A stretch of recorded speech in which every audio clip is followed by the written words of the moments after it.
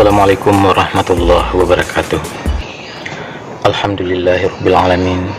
Wassalatu wassalamu ala asrofil anbiya'i wal mursalin wa ala alihi wa sahbihi rasulillahi ajma'in. Amma ba'd.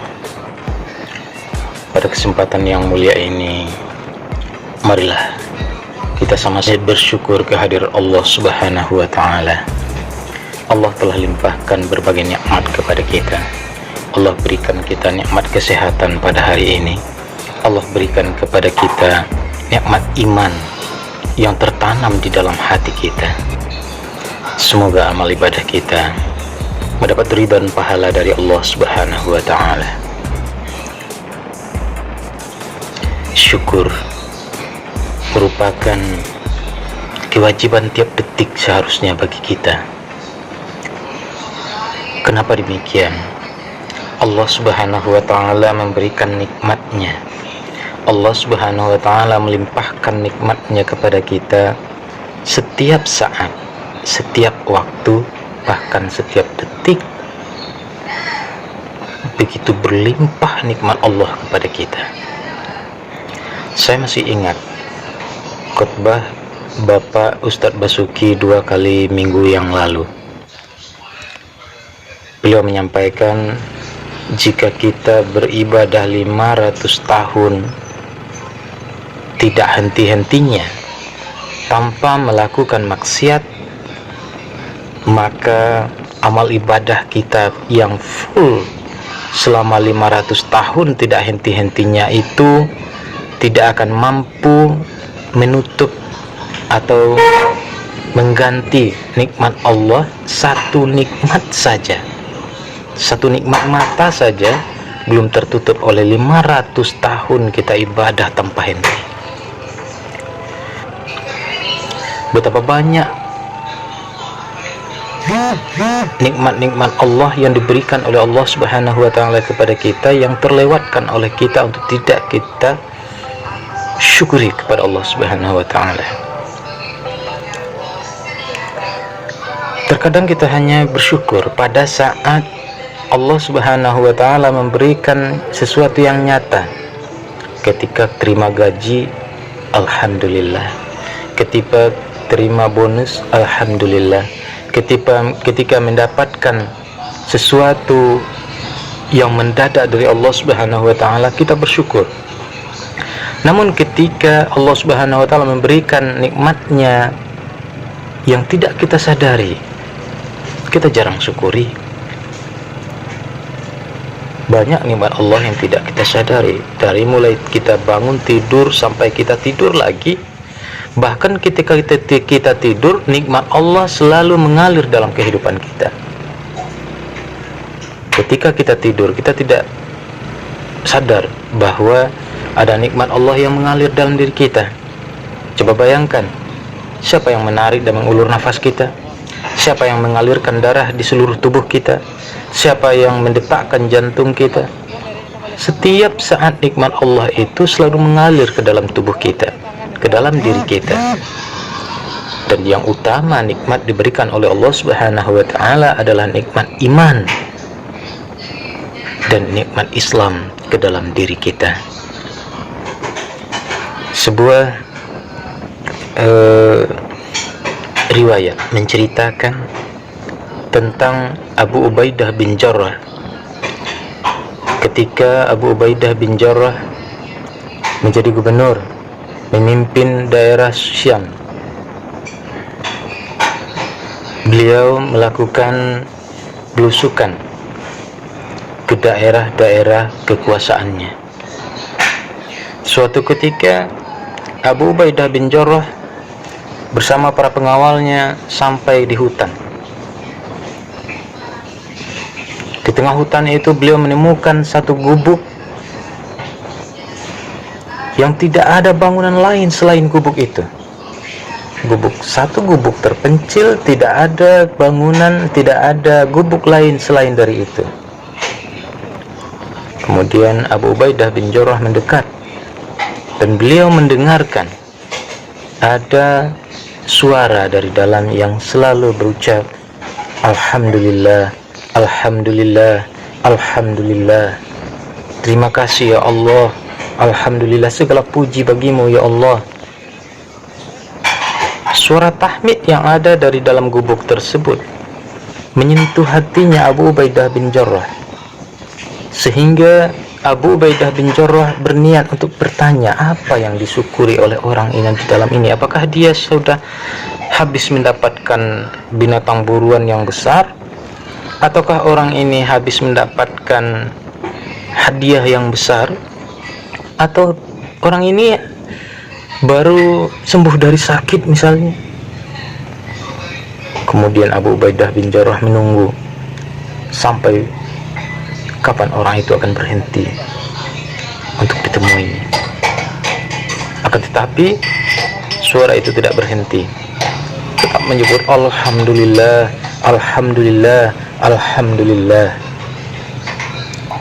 Kemudian Abu Ubaidah bin Jarrah mengambil keputusan, baik. Dia ketuk pintu rumah itu sambil berkata, Assalamualaikum. Waalaikumsalam, bolehkah saya masuk? Ya, silahkan. Dorong pintunya. Pintunya tidak dikunci. Kemudian para pengawal Abu Ubaidah bin Jarrah tetap di luar, dan Abu Ubaidah bin Jarrah mendorong pintu itu, dan beliau melihat gubuk itu kosong, tidak ada perabotan, tidak ada tempat tidur, tidak ada kasur dan lain sebagainya. Yang beliau lihat adalah sesosok orang tua yang tidur di lantai. Abu Ubaidah bin Jarrah melihat orang tua tersebut selalu berucap Alhamdulillah, Alhamdulillah, Alhamdulillah. Kemudian Abu Ubaidah bin Jarrah masuk, melihat orang tua tersebut ternyata matanya buta dan kakinya lumpuh, tidak bisa bergerak. Apa yang disyukuri oleh orang tua ini? Kemudian Abu Ubaidah bin Jarrah bertanya, wahai bapak tua, saya tidak melihat sesuatu yang berlebih darimu.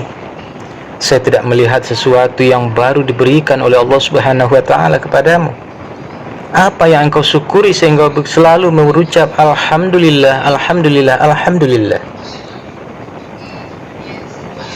Maka orang tua itu menjawab, saya sangat bersyukur. Ada dua hal Allah berikan kepada saya, yang dua hal tersebut Allah tidak berikan kepada orang-orang yang tidak dicintainya. Dua hal yang diberikan oleh Allah Subhanahu wa ta'ala kepada saya, yang dua hal tersebut hanya diberikan kepada orang-orang yang dicintai oleh Allah Subhanahu wa ta'ala. Makin penasaran Abdullah bin Jarrah mendengarnya. Apa itu ya bapak tua? Dua hal ini lebih utama bagi saya. Saya lebih mencintai dua hal ini daripada rezeki yang banyak. Saya lebih mencintai dua hal ini daripada dunia seisinya. Saya lebih mencintai dua hal ini daripada kesehatan yang sempurna. Apa dua hal tersebut? Qalban syakiran wa lisanan zakiran. Dua hal tersebut adalah hati yang selalu bersyukur dan lisan yang selalu berzikir. Hati yang selalu bersyukur hanya dimiliki oleh orang-orang yang beriman. Orang yang beriman, tertanam iman di dalam dadanya, dia akan selalu bersyukur. Hatinya beriman. Manusia itu bukan hanya cukup dengan manusiawi saja, tetapi dengan hati yang beriman. Hati yang beriman akan menuntun lidahnya untuk selalu berzikir kepada Allah Subhanahu wa ta'ala. Hati yang bersyukur selalu membimbing lidahnya untuk selalu berzikir kepada Allah Subhanahu wa ta'ala. Akan tetapi hati yang tidak bersyukur akan selalu membimbing lidahnya untuk selalu mengeluh, menyalahkan diri sendiri, menyalahkan orang lain, dan menyalahkan Allah Subhanahu wa ta'ala.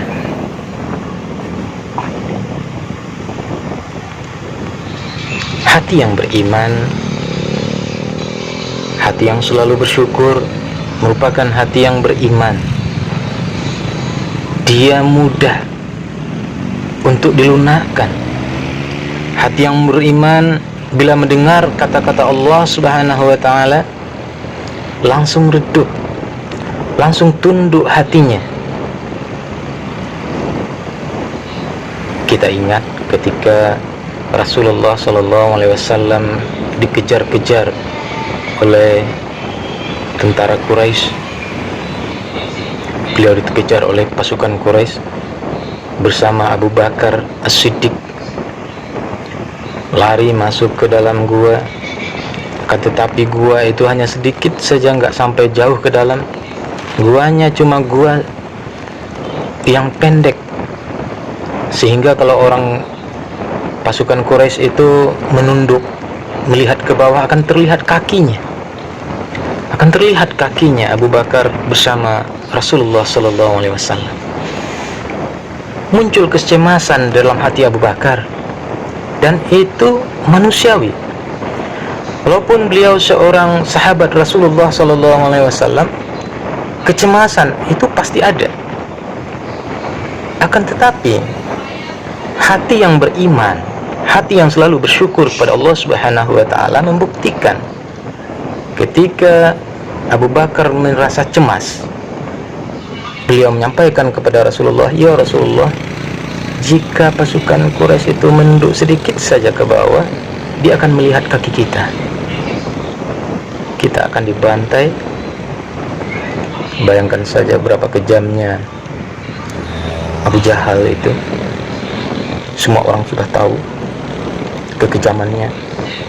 Kalau ketemu itu pasti dua orang ini dibantai, bahkan bisa dibakar hidup-hidup. Tetapi